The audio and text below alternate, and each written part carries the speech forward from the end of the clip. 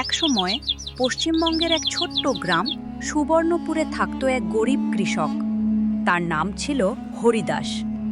তার স্ত্রী মালতী আর তাদের ১৬ বছরের ছেলে রাহুল, এই ছিল তাদের ছোট্ট পরিবার।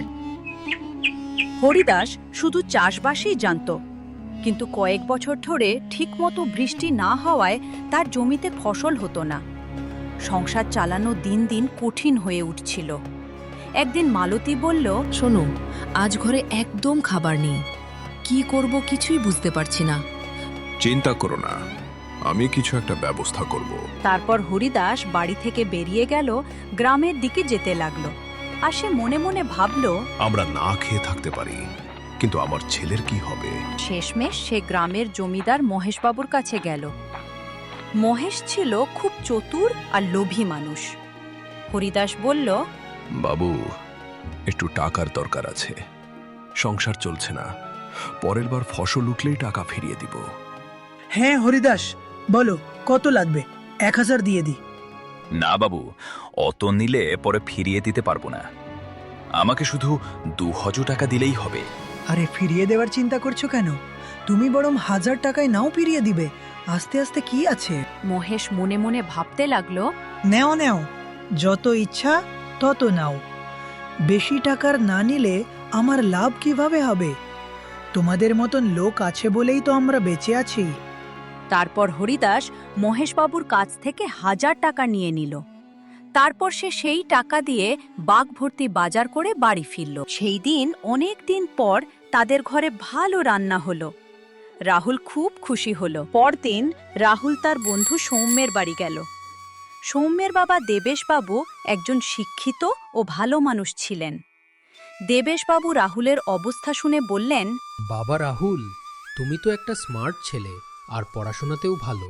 আচ্ছা, তুমি একটা কাজ করো, কাল থেকে স্কুল থেকে এসে আমাদের বাড়িতে চলে আসবা। কাকা, আমি চলে তো আসবো, কিন্তু বাড়িতেও কিছু কাজ থাকে। দেখো বাবা রাহুল, প্রথমে তো তুমি এই টেনশন বাদ দাও, হ্যাঁ? আর একটা কাজ করবা না? থাক, আমি কালকে তোমাদের বাড়ি যাব, তোমার বাবার সাথে দেখা করে নেব, আর তোমার সাথে ও। অবশ্যই কাকু, আমাদের বাড়ি যাবে তুমি। ঠিক আছে কাকু, আমি এখন আসি তাহলে। ঠিক আছে বাবা রাহুল, ভালো করে দেখে শুনে যেও। হ্যাঁ অবশ্যই কাকু, আমি ভালো করেই যাব। রাহুল বাড়ি যেতে যেতে ভাবতে লাগলো, কাকু আমাদের বাড়ি কিসের জন্য যে আসবে, আর বাবাকে যে আবার কি বলবে। যাই হোক, কিন্তু কাকু খুব ভালো মনের মানুষ। রাহুল বাড়িতে এসে তার বাবা মাকে বলল, বাবা মা জানো, আমার বন্ধুর বাবা খুব ভালো একটা মানুষ। আমি তাদের বাড়ি গিয়েছিলাম, তারা আমার খুব যত্ন করলো। আর কাকু বলল কালকে সে আসবে আমাদের বাড়ি বাবার সাথে দেখা করতে। দেখেছো মালতী, আমাদের চলে কত ভালো একটা বন্ধু পেয়েছে। হ্যাঁ, ঠিকই বলেছ। তাহলে আমি কালকে ভালো কিছু রান্না করব।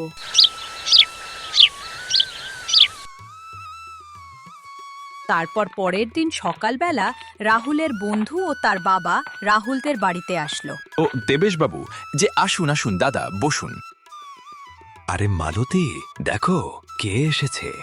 তারপর রাহুলের মা দেবেশবাবুর জন্য তাড়াতাড়ি চা বানিয়ে দিল। চা খাওয়ার পর দেবেশবাবু হরিদাসকে বলল, হরিদাসবাবু, আমি শুনলাম তোমাদের বাড়ির অবস্থা খুব একটা ভালো না।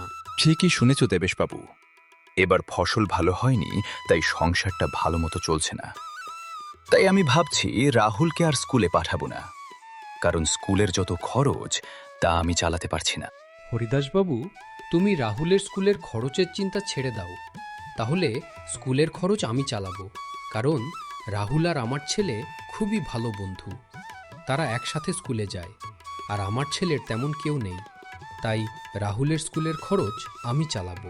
দেবেশবাবুর মুখে এরকম কথা শুনে হরিদাসের চোখে জল চলে আসলো। আর হরিদাস বলল, দেবেশবাবু, তোমার অনেক অনেক ধন্যবাদ, তুমি আমার চিন্তা দূর করে দিলা। তারপর থেকে রাহুলের চিন্তা দূর হলো, আর রাহুল সৌম্যের বাড়ি খেলতে যেতে লাগলো। এরকমই একদিন সৌম্যের বাবা রাহুল আর সোমকে ডাক দিল। রাহুল, সৌম্য, বাবা, তোমরা দুজনে এদিকে আসো তো একটু। তারপর রাহুল আর সোম দুজনেই দেবেশবাবুর কাছে আসলো। আচ্ছা বাবা, তোমরা দুজন বলো, শেয়ার মার্কেটের ব্যাপারে কি জানো? রাহুল, আগে তুমি বলো। কাকু, এটা আমি প্রথমবার শুনলাম, এর আগে আমি শুনিনি। বাবা, আমি শুধু এটুকুই জানি, শেয়ার মার্কেটে শেয়ার কেনা ও বেচা যায়। আচ্ছা, তোমরা দুজনে ভালো করে শোনো। কাল থেকে তোমরা দুজন আমার সাথে আধা ঘন্টা বসবে। আমি তোমাদের দুজনকে কিছু শিখাবো। রাহুল শেয়ার মার্কেটের ব্যাপারে কিছু জানে না, কিন্তু তার শেখার খুব ইচ্ছা। তারপর পরের দিন সকালে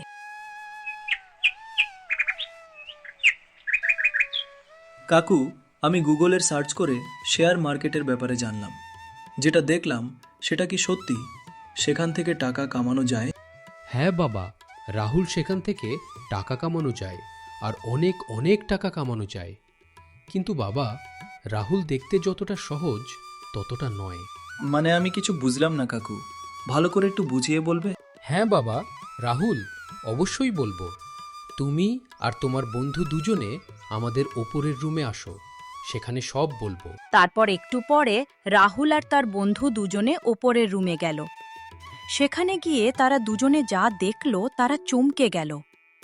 বড় একটা মনিটর, ল্যাপটপ আর মনিটরে শেয়ার মার্কেট লাইভ দেখাচ্ছে। বাবা, আমি তো আগে জানতাম না যে তোমার এত বড় একটা ট্রেনিং সেট আপ আছে। হ্যাঁ বাবা, এটা আমারই ট্রেডিং সেট আপ। এখানেই আমি কাজ করি। তুমি কখনো এই ঘরে আসার জিজ্ঞাসা করনি, তাই আমরাও তোমাকে বলিনি। কিন্তু এখন তোমাকে দেখে মনে হচ্ছে তুমি এটা দেখে খুশি হয়েছ আর এটার বিষয়ে আরও জানতে চাও। হ্যাঁ কাকু, শুধু সমী না, আমিও শেয়ার মার্কেটের ব্যাপারে জানার জন্য খুব উৎসাহিত। হ্যাঁ বাবা, রাহুল, অবশ্যই। আমি তো তোমাদের দুজনকে এটাই শেখানোর কথা বলেছিলাম। শেয়ার মার্কেট এমন একটা পয়সা কামানোর জায়গা যেখানে ভালো মতন স্ট্র্যাটেজি ফলো করলে জীবনে সফল হওয়া যায়।